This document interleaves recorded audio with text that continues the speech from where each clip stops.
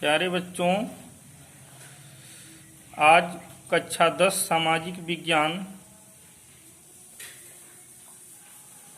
Politics राजनीति विज्ञान के अंतर्गत हम कुछ छोटे प्रश्नों यानी अति लघुत्तरीय प्रश्नों के बारे में बताएंगे।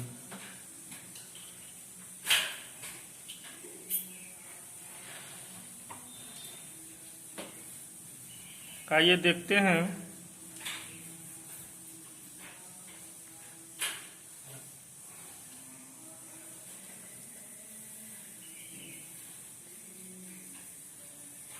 प्रश्न नंबर 1,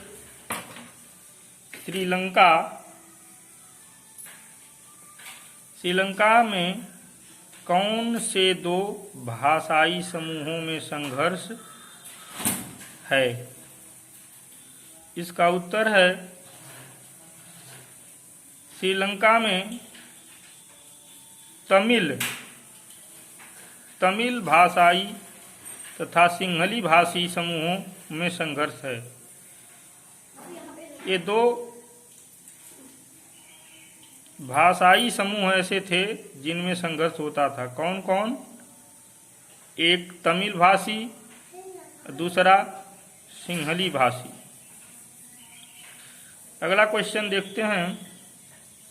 श्रीलंका में पाए जाने वाले प्रमुख धर्म कौन से हैं? कौन से प्रमुख धर्म हैं जो श्रीलंका में पाए जाते हैं? इसका उत्तर है श्रीलंका में पाए जाने वाले प्रमुख धर्म बौद्ध धर्म है, हिंदू धर्म है, इस्लाम धर्म है और ईसाई धर्म। ये मुख्य रूप से 4 धर्म पाए जाते हैं। अगला क्वेश्चन है, बेल्जियम में भाषाई आधार पर कितने समूह हैं? इसका उत्तर है बेल्जियम में भाषाई आधार पर 3 समूह। कौन समूह है? 3 समूह। एक पहला है डच, दूसरा समूह फ्रांसीसी समूह, तीसरा जर्मन। ये बेल्जियम में 3 समूह हैं। अगला क्वेश्चन है, सरकार के कौन से 3 अंग होते हैं? आपको ये पहले भी बताया जा चुका है, कक्षा 9 में भी आपको बताया जा चुका है। सरकार के प्रमुख 3 अंग होते हैं। कार्यपालिका, विधायिका, न्यायपालिका। ये 3 ऐसे अंग हैं जिससे हमारे देश की सरकार चलती है। इन सभी के कार्यों को बांट करके हर क्षेत्र के कार्यों को सरकार देखती है और शासन व्यवस्था को सुचारू रूप से चलाती है।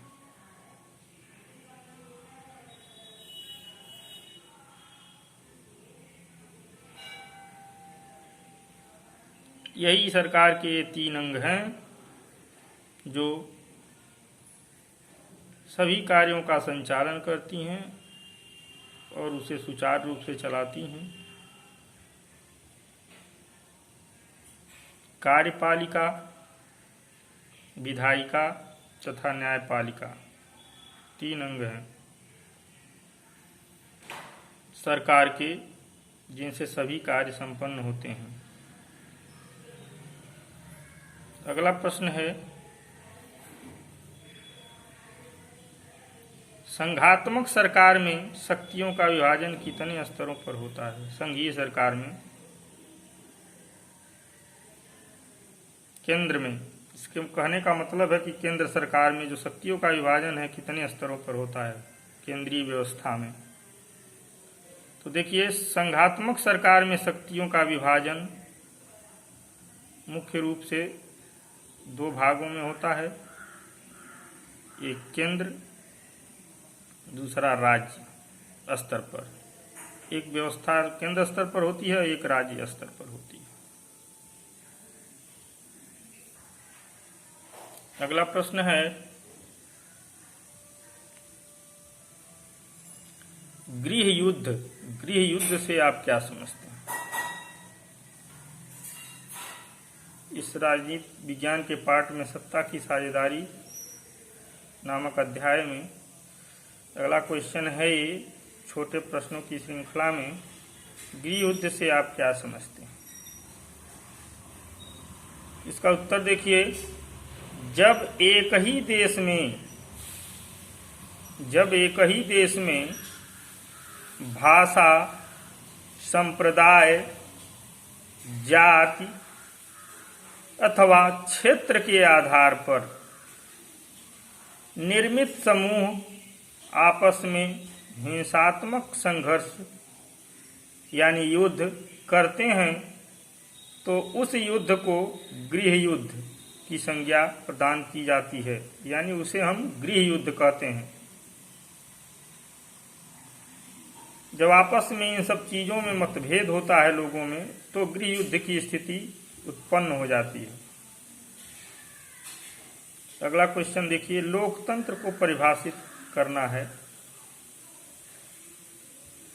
और इसका उत्तर हम देखते हैं। यह लोकतंत्र की बहुत ही प्रसिद्ध परिभाषा है, जिसको शायद आप लोगों को पता होगा।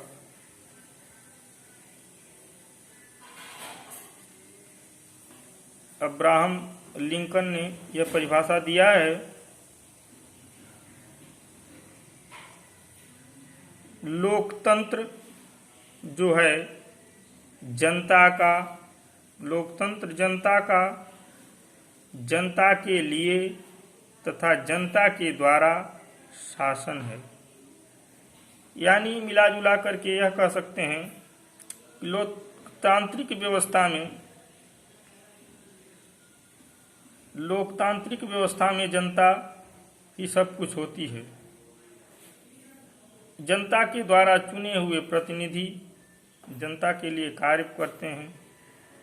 यदि वह कार्य सुचारू रूप से नहीं करेंगे तो 5 साल बाद चुनाव होता है, तो जनता उनको बाहर कर देती है, अगले व्यक्ति को अपने सरकार में शामिल करती है सरकार चलाने के लिए।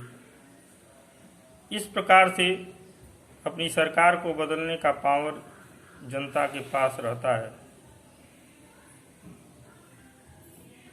अगला क्वेश्चन है, पंचायती राज व्यवस्था कितने स्तरों पर लागू की गई? जो पंचायती राज व्यवस्था थी वह कितने स्तरों पर लागू की गई? इसका उत्तर है, पंचायती राज व्यवस्था को 3 स्तरों पे। आपको पता होगा ये चुनाव गांव में होते हैं, ब्लॉक स्तर पे होते हैं, जिला स्तर पे होते हैं। इसे हम पंचायती राज व्यवस्था कहते हैं। इसमें 3 स्तर हैं, ग्राम स्तर, क्षेत्र पंचायत स्तर, जिला पंचायत स्तर पर लागू किया जाता है। ग्राम स्तर पर आप प्रतिनिधि चुनते हैं, वो ग्राम प्रधान कहलाता है। क्षेत्र स्तर पर जो चुनते हैं आप, वही आगे जाकर के ब्लॉक प्रमुख बनता है।